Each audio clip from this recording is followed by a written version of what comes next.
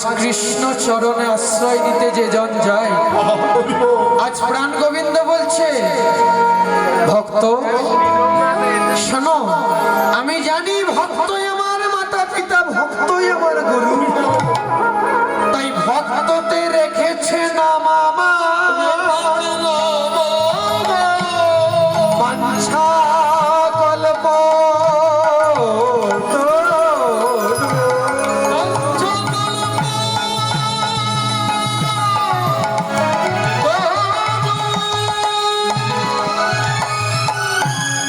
যে জন গুরু তেজে গোবিন্দ ভজ,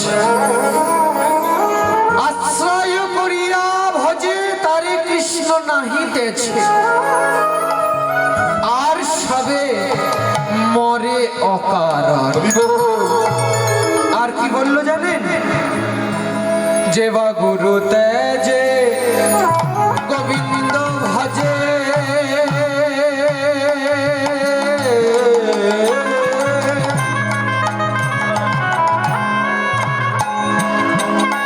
যে বা গুরু তেজে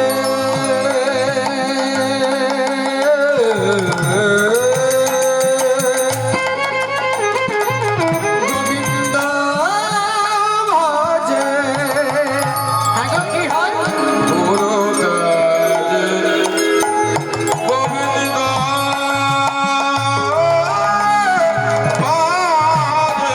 বলি সে ঘর নরকে মজে,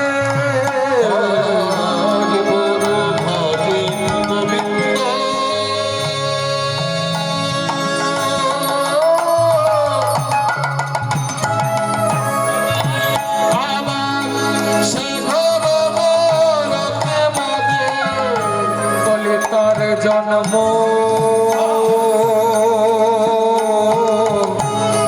অধপাতে তার জন্ম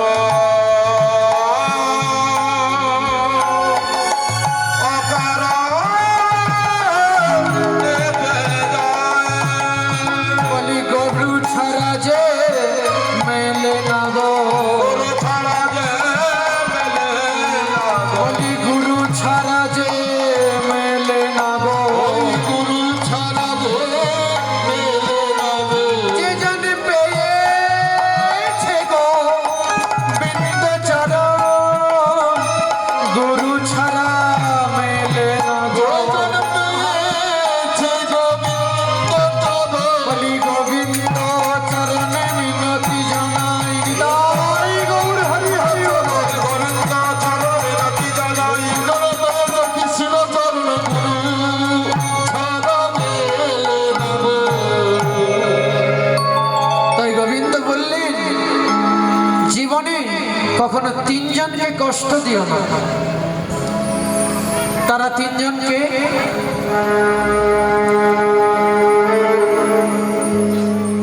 গোবিন্দ আজ বলছেন তিনজনকে জীবনে কষ্ট দিও না। প্রথম হলো জীবনের প্রথম ভগবানকে, পিতা মাতা। কোন তীর্থস্থান ঘুরতে যেতে হবে না, পিতা মাতাকে যদি প্রত্যেক দিন সকালে উঠে 3 পাক করে ঘোরে, তাহলে কোন তীর্থস্থান যেতে হবে না। প্রথম গুরু হলো জীবনে পিতা মাতা। তাই জীবনে কখনো কেউ এই মা বাবাকে কষ্ট দিও না। আর দ্বিতীয়, মা বাবার পরে গোবিন্দ বলল শোন, তোর নিজের পিতা মাতার পর হলাম আমি, আগে নিজের পিতা মাতাকে আগে সর্বভক্তি ভরে জ্ঞান করো, তারপরে তুমি গোবিন্দ চরণে আশ্রয় পাবে। দ্বিতীয় ভগবান হলো আমার প্রাণ গোপীনাথ রাধাকান্ত, আর তৃতীয় ভগবান যার থেকে দীক্ষা নিয়েছেন সেই গুরুদেব। জীবনে এই তিনজনকে কখনো কখনো কষ্ট দেবেন না।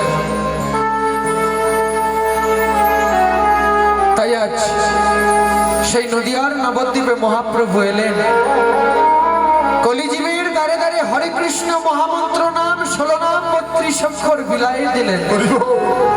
আর কলির জীবকে বললেন, ওহে কলির জীব শোনো, এই নামেই গতি, নামেই মুক্তি, নাম করো সার, নাম ছাড়া কলি জীবের গতি নাহি আর। নিতাই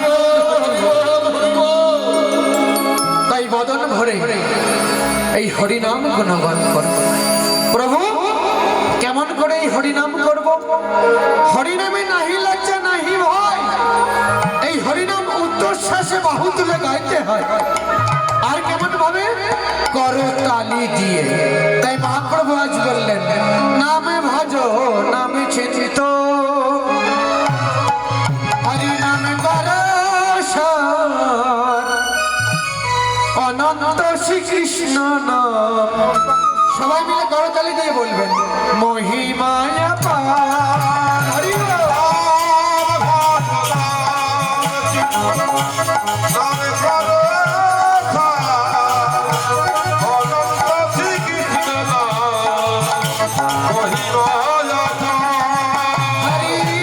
নাম ভজো নাম চিন্ত, নাম করো সার, অনন্ত শ্রীকৃষ্ণ নাম মহিমায় পার।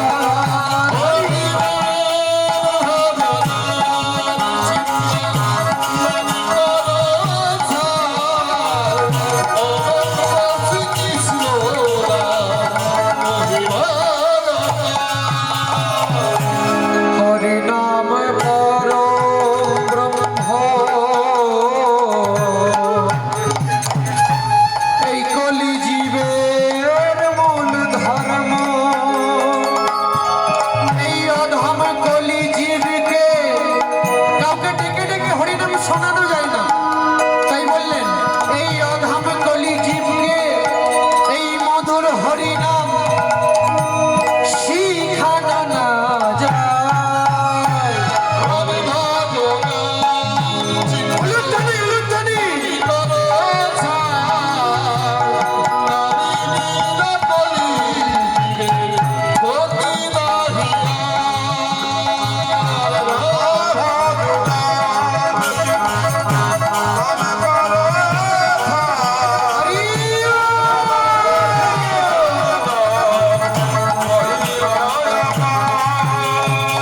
তাই নাম ছাড়া কলি জীবের বলি গতি নাই, গতি নাই,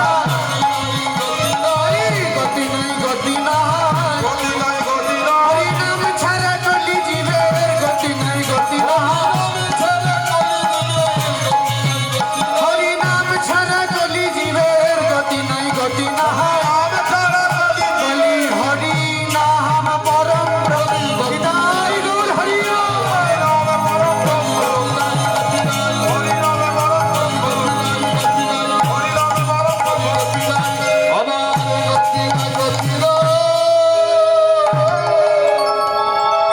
তাই আজ সেই মহাপ্রভু কলিজীবের দ্বারে দ্বারে আজ নাম বিদায় দিলেন। তাই দেখুন সেই মহাপ্রভু এত জায়গা ছেড়ে নদিয়ার নবদ্বীপে সে আজ উদয় হয়েছে। পারিষদগণ সঙ্গে লয়ে আজ শিরোধানি দিয়ে গিয়ে আজ নাম সংকীর্তন করছে না। কোথায়? মায়েদের বাবাদের যদি জিজ্ঞাসা করি, কাছের পিঠে তীর্থস্থান বেড়াতে গেলে কোথায় যাবেন? কাছের পিঠে তীর্থস্থান, আমি একটু কানে কালা আছি, জোরে বলবে যা বলবে। শুনতে পাইনি? নবদ্বীপ। তাহলে এরা হরিনাম শোনে মনে হয়। হ্যাঁ গো, মায়াপুর যাবে না? ওই এখন যে বাস ছাড়ছে বড় বড় ভলভো বাস, এই আগে নবদ্বীপ নিয়ে যায় না, আগে মায়াপুর নিয়ে যায়। কিন্তু প্রথম স্থান নদিয়ার নবদ্বীপ, যেখানে 9টি দ্বীপ আছে। একটা দ্বীপও আমরা কেউ ঘুরতে যাইনি। বলছে খেয়ে আর গিয়ে দেখবে বাবা, ওতে পাহাড় চড়বো, তাই তো নাকি? দার্জিলিং ঘুরবো, দীঘা যাবো, সমুদ্রের ঢেউ খাবো, তাই তো নাকি গো?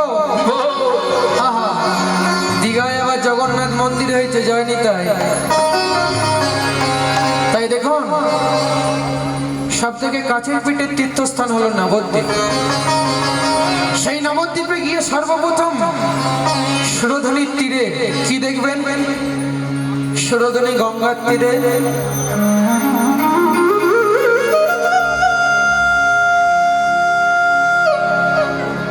বলে দিচ্ছি, শুনুন, কেউ ভুলবেন না কিন্তু। সর্বপ্রথম নদিয়ার নবদ্বীপে গিয়ে আগে নেবেই দেখতে হয় পোড়া মাতলা। সেখানে কি আছে? এই মায়ের অঙ্গন, মা কালীর। আজ নদিয়ার নবদ্বীপে প্রাণ গৌর হরি পারিষদগণ ভক্তগণ সঙ্গে লয়ে আজ হরে কৃষ্ণ মহামন্ত্র নাম জপ করতে করতে সুরধনিতে স্নান করে আজ সেই 16 নাম 32 অক্ষর হরে কৃষ্ণ মহামন্ত্র নাম জপ করতে করতে আজ যাচ্ছে সেই পোড়ামাতলায় গিয়ে আজ আচার খেয়ে পড়লেন মহাপ্রভু। যেই আচার খেয়ে পড়লেন সঙ্গে সঙ্গে পারিষদগণ বলছে, প্রভু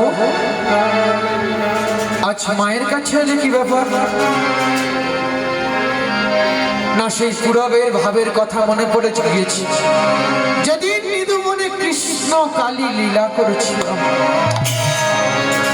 না কে জিজ্ঞাসা করছে? যিনি প্রিয় পারিষদ তিনি হলেন দাপর যুগে ছিলেন রাধারানী, আর এই কলি যুগে এলেন গদাধর রূপে। আর একদিকে যিনি ছিলেন আমার গৌরাঙ্গ ঠাকুর, তিনি আজ মহাপ্রভুকে আজ একটি বাহু ধরে বলছে, প্রভু আজ কালী মন্দির অঙ্গনেতে কি ব্যাপার? না, আজ দণ্ডবত প্রণাম নিয়ে মায়ের থেকে আশীর্বাদ নিয়ে আজ এই কলিজীবের দ্বারে দ্বারে কলিজীবের ভক্তকে আজ এই হরিনাম মহামন্ত্র বিনায় দেব। তাই দেখুন, যেই বলেছে হরিনাম মহামন্ত্র বিলায় দেব, ওদিকে মহাপ্রভু কথা দিয়েছিলেন দাপর যুগে যখন প্রাণ গোপীনাথ গোবিন্দ ছিলেন, প্রাণ কৃষ্ণ ছিলেন।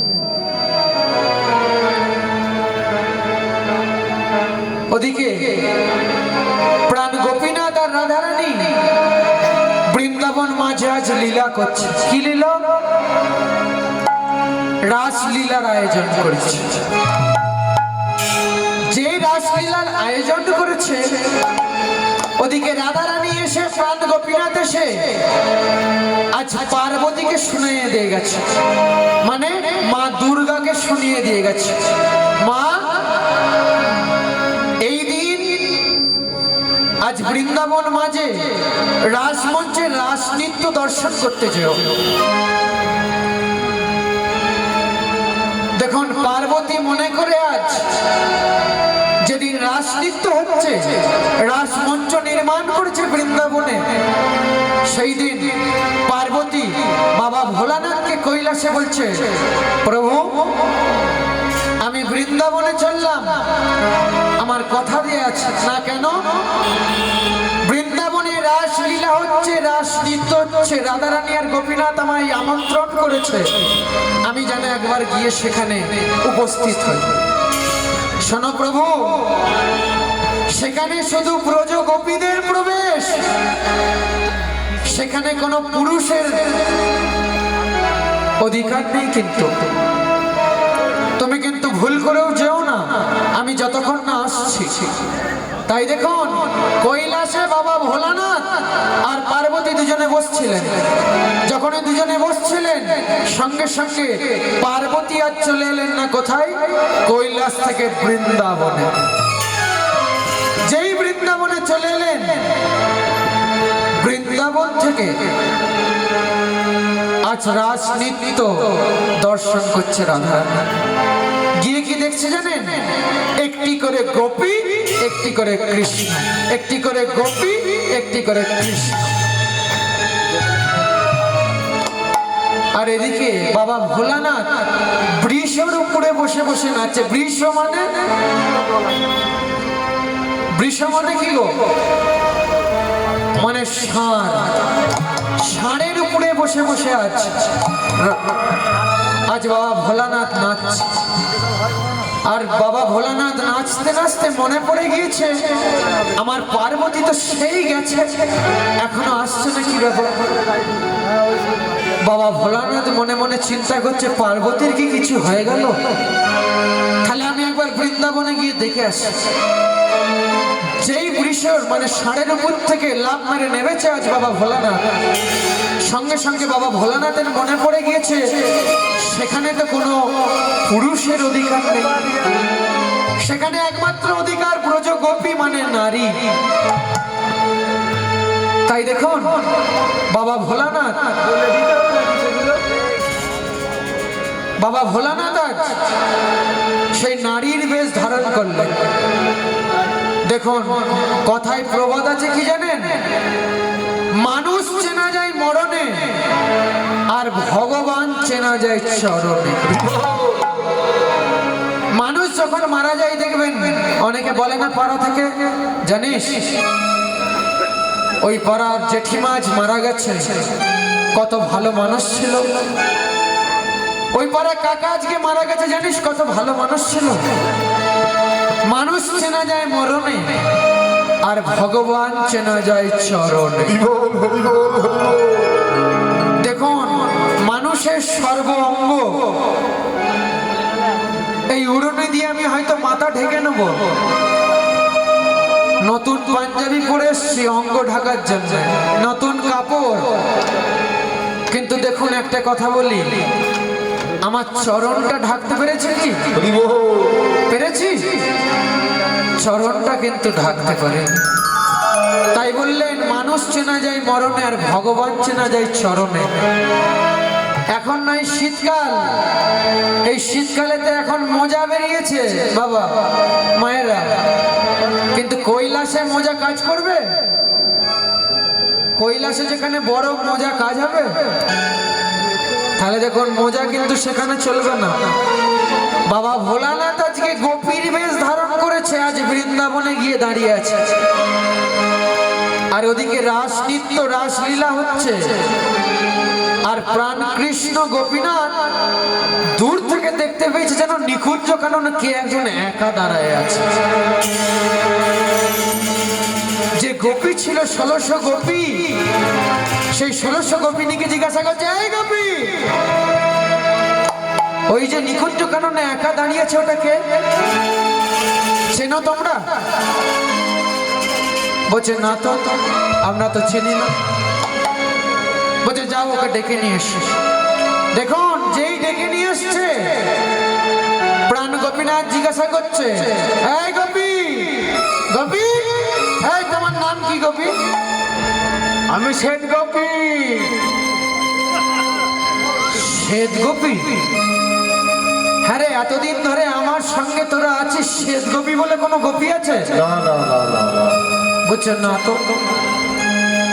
যেই প্রাণ গোপীনাথ প্রাণ কৃষ্ণ আজ যেই দেখুন বদন ছেড়ে আর যেই চরণের দিকে লক্ষ্য করেছে, সঙ্গে সঙ্গে চরণ দেখে সেই ছাই মাখা ভস্য সেই চরণ, বলে দেখাও তোমার স্বরূপ, দেখাও দেখাও তোমার স্বরূপ, দেখাও তোমার স্বরূপ, স্বরূপ মানে তোমার অঙ্গ তোমার দেহ। এই গোপী তুমি কে দেখি? দেখে কি জানেন? বলে ভোলানাথে ভোলানাথ, ভোলানাথে ভোলানাথ, বলি কৈলাসে পার্বতী লয়ে ভোলানাথ ভোলানাথ, আগো ভোলানাথ তুমি এখানে কি করছো? না আমার পার্বতী অনেকক্ষণ এসছে, পার্বতীকে দেখার জন্য আমি এসেছি। তুমি আজ বিনা অনুমতিতে এই রাসমঞ্চে দর্শন করতে এসছো? শোনো ভোলানাথ, আজ তোমাকে আমি অভিশাপ দিলাম, তোমার নরক কুলে জন্ম হবে।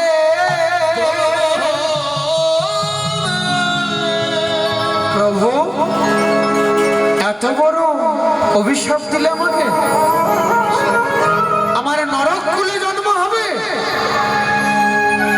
হ্যাঁ গো প্রভু, আমার যে মনে বড় বাসনা ছিল যেই প্রাণ গোবিন্দের চরণখানা আশ্রয় করেছে দেখুন, সঙ্গে সঙ্গে প্রাণ গোপীনাথ আজ বলছি, বলো তোমার কি মনের আশা? না যেদিন তুমি নদিয়ার নবদ্বীপে গৌর হয়ে যাবে সেদিন তুমি আগে নিজের মায়ের বদন দর্শন করবে না, আগে আমার কোলে চেপে তুমি এই কলিজীবের ঘরে ঘরে গিয়ে নাম সংকীর্তন বেলাবে। তাই দেখুন মহাপ্রভুর যখন জন্ম হলো নদিয়ার নবদ্বীপে, আর সসীমা বলছে আমার গৌর মনে হয় মারা গেছে। একটি নিম গাছের তলায় গর্ত কেটে পুঁতে দিয়েছিল, নিম গাছ লেপন করে দিয়েছিল সারা অঙ্গে। আর একদিন এই গৌরানা ঠাকুর, এই বাবা ভোলানাথ কলিযুগে এলেন বুড়ো অদ্বৈত রূপে। সব থেকে পঞ্চতত্ত্বের মধ্যে দেখবেন মাথা সাদা, এক মুখ দাড়ি, সাদা দাড়ি সাদা চুল। তিনি হলেন বাবা ভোলানাথ। তারপর যুগে এলেন এই কলিযুগে অদ্বৈত রূপে। আর একদিন মহাপ্রভু সেই শিরোধনির তীরে যেন হাত পা ছুঁড়ে খেলা করছে, আর অদ্বৈত প্রভু প্রথম গিয়ে দেখতে পেল নাকি আজ মহাপ্রভু মারা যায় নাই। ও সচিমা, তুমি একবার দেখবে চলো নদিয়ার নবদ্বীপে শিরোধনির তীরে। সচিমা গিয়ে দেখছে প্রাণের গৌর হরি হাত পা ছুঁড়ে যখন খেলা করছে, সঙ্গে সঙ্গে সচিমা বলছে আমার গৌরকে আমার কোলে দে। না মা, আমি কথা দিয়ে এসেছি সেই দাপর যুগে আমি এই কলিজীবের দ্বারে দ্বারে নাম সংকীর্তন বিলিয়ে আসি, তারপরে তোমার গৌর আবার তোমায় ফেরত গৌর। হরি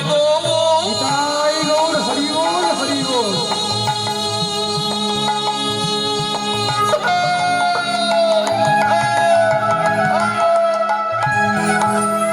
তাই দেখুন সেই অদ্বৈত প্রভু একদিন একা শিরোধনিতে স্নান করতে যাচ্ছে। যেই শিরোধনিতে স্নান করতে যাচ্ছে, সঙ্গে সঙ্গে ওদিকে একটি নিম গাছের তলায় যেন দেখতে পাচ্ছে কে হাত পা ছুঁড়ে খেলা করছে। সঙ্গে সঙ্গে মহাপ্রভুকে আজ কোলে নিয়ে আজ কি করলো জানেন? সেই অদ্বৈত প্রভু